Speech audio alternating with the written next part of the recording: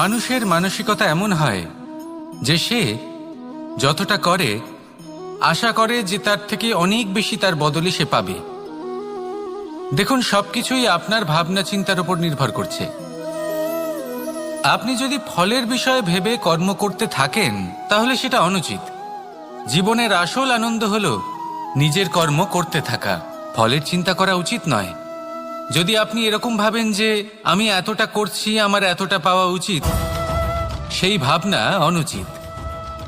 যদি আপনি সেবার মানসিকতা নিয়ে কর্ম করতে থাকেন, কর্মচক্রে প্রবাহিত হন, যদি আপনি এমন ভাবনা রাখেন যে আমি এতটা পাচ্ছি তাই এর থেকে অনেক বেশি আমি কর্ম করব, তাহলে নিশ্চিতরূপে আপনি যতটা করছেন তার থেকে অনেক বেশি আপনি পাবেন, আপনার আশার থেকে অনেক বেশি আপনি পাবেন।